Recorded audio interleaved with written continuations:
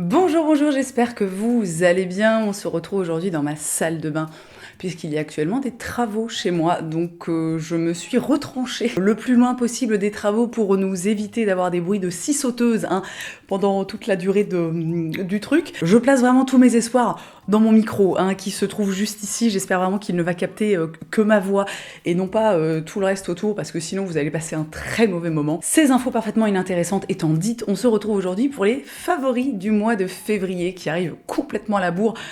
Vraiment, le mois de février a été je ne sais pas, une sorte de tsunami, je sais pas, je ne sais plus comment je m'appelle, je ne sais plus où j'habite. Vraiment, la vie est... Voilà, on fait de son mieux. Je vais commencer avec un peu de beauté, parce que ça fait toujours du bien, n'est-ce pas? Regardez mon ombre à paupières. Je suis tombée en amour absolu pour cette ombre Colorful Metal Effect de chez Sephora, en teinte numéro 8,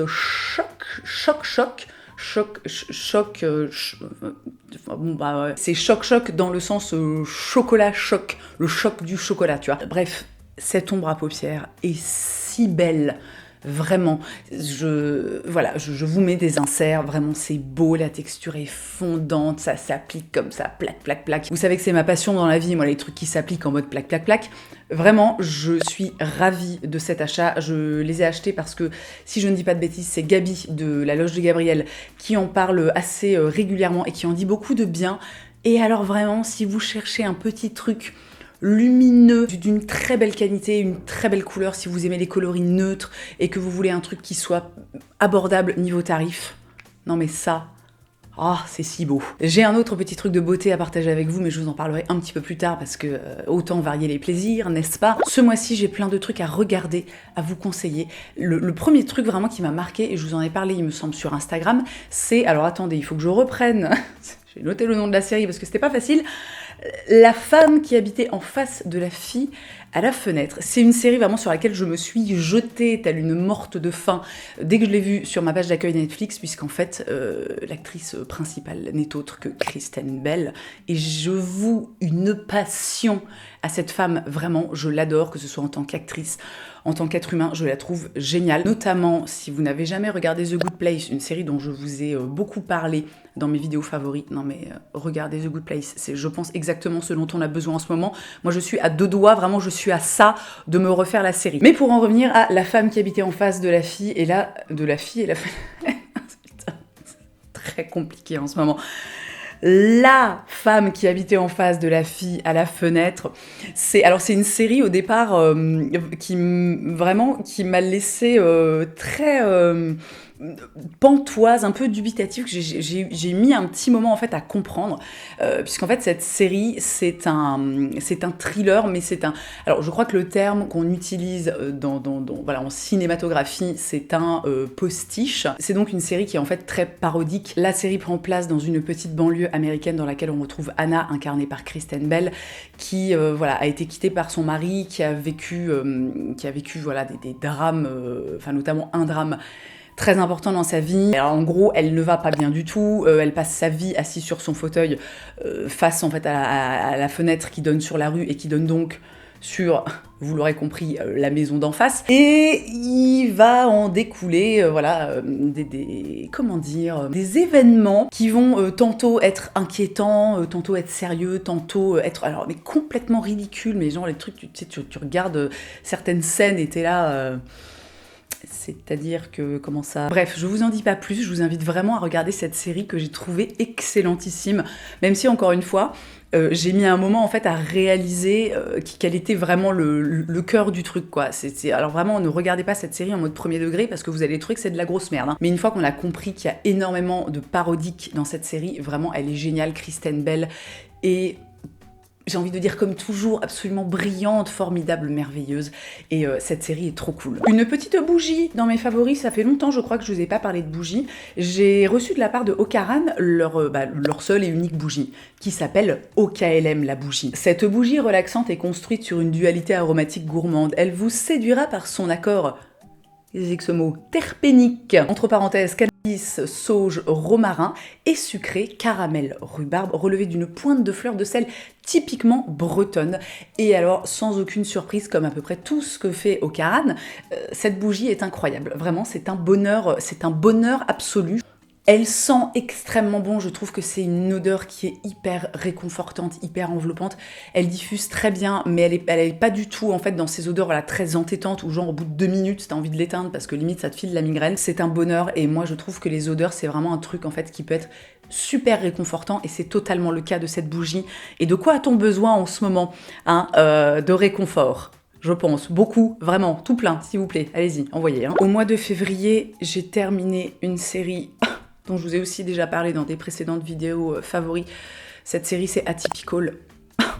Mon Dieu, alors vraiment, ça m'a fait un choc parce qu'en fait, j'avais pas du tout percuté que c'était la dernière saison, alors que vraiment, c'était annoncé. Et c'est vraiment quand j'ai vu le dernier épisode que je me suis dit... Mais en fait là, il va rien avoir après derrière là parce que vraiment ça sonne comme une fin vraiment définitive. Atypical très rapidement si vous n'avez jamais regardé cette série. Attendez, je vais vous prendre. Non, parce que bon, vous savez que je suis pas douée pour les résumés, donc je vais vous prendre la fiche Wikipédia. Sam, un jeune adolescent atteint de troubles autistiques, se met en quête d'une histoire romantique et d'indépendance. Sa volonté de trouver l'amour sera un véritable tournant dans la vie de sa mère. Donc ça, je pense que c'est vraiment le résumé, en gros, de la première saison. Mais voilà, dans Atypical, on suit en fait la vie, somme toute assez classique d'une famille et notamment de ce jeune garçon, de ce jeune homme Sam, mais aussi en parallèle la vie de ses parents et la vie de sa sœur Casey, que j'adore vraiment. Qui n'est pas fan de Casey ? Vraiment, si vous avez regardé cette série, je pense qu'on ne peut pas ne pas aimer cette jeune femme. Atypical, c'est vraiment encore une fois une série de la vie de tous les jours où il n'y a pas des plot twists, des trucs complètement incroyables, tu vois. Mais c'est une série qui est tellement bien pensée, tellement bien réalisée, les acteurs sont excellentissimes, les personnages sont tellement attachants, moi vraiment.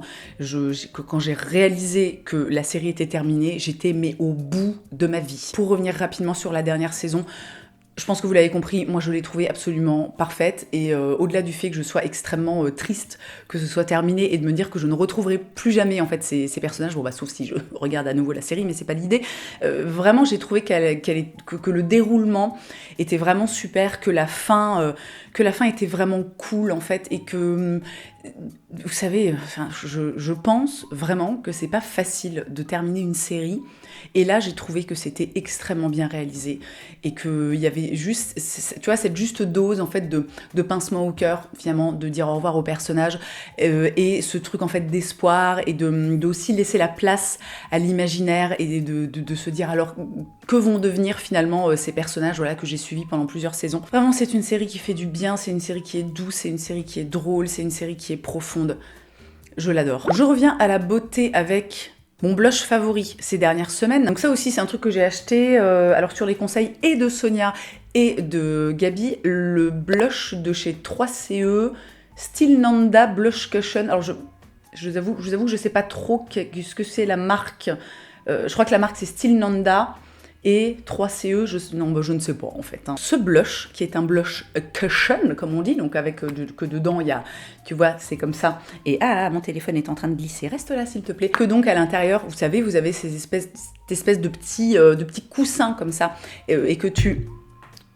Mais non, mais pourquoi ? J'arrive. Et que donc le produit en fait est imbibé comme ça dans une espèce de petite éponge que tu prélèves avec un petit...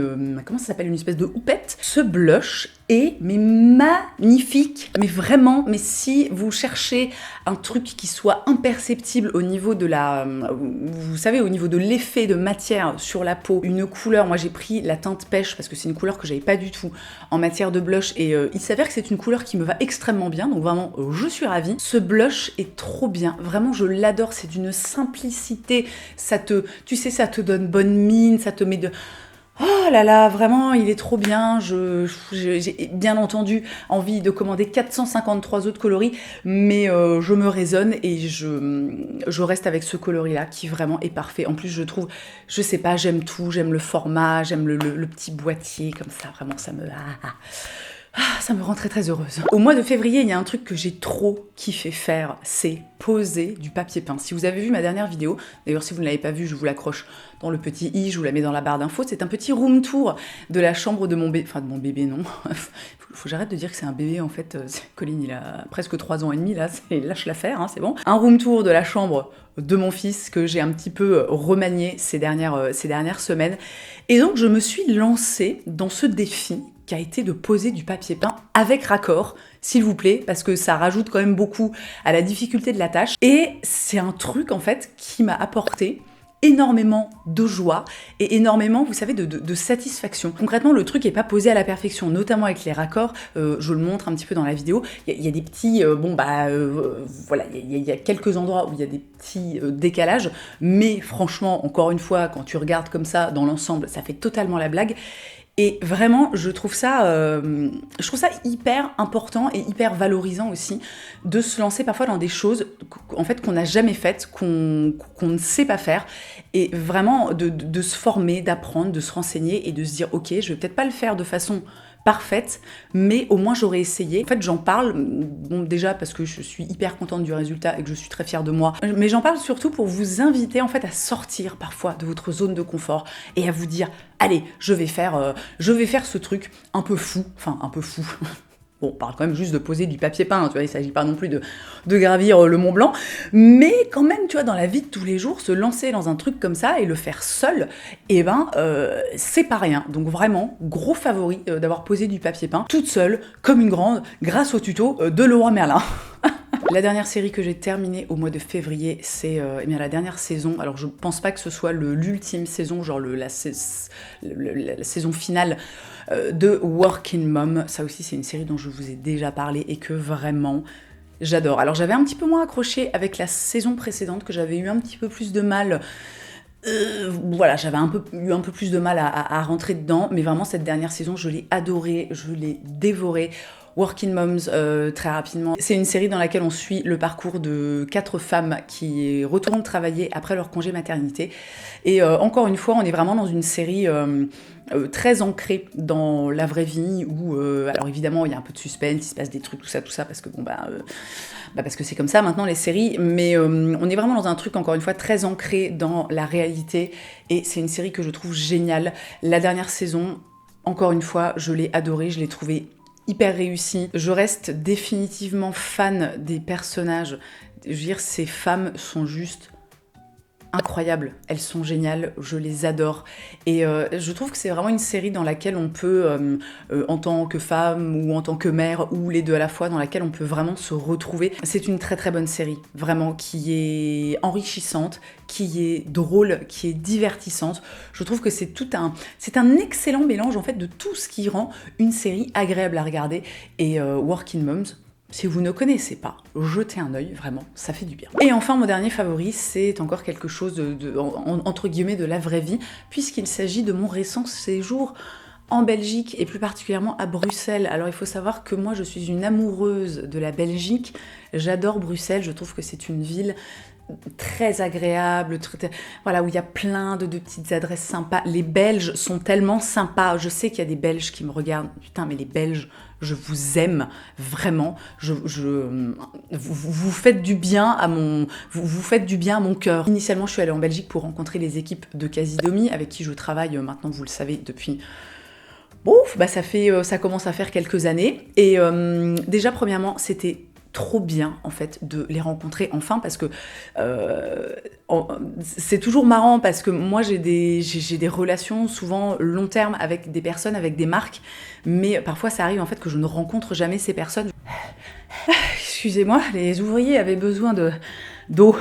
Et qu'est-ce que je disais je parlais donc de Casidomi, et je disais à quel point c'est trop génial, et c'est vraiment un truc que j'adore dans ce métier, c'est de pouvoir déjà de pouvoir enfin rencontrer des personnes avec qui tu échanges depuis des années, et surtout de rencontrer des personnes vraiment mais qui sont passionnées par ce qu'elles font.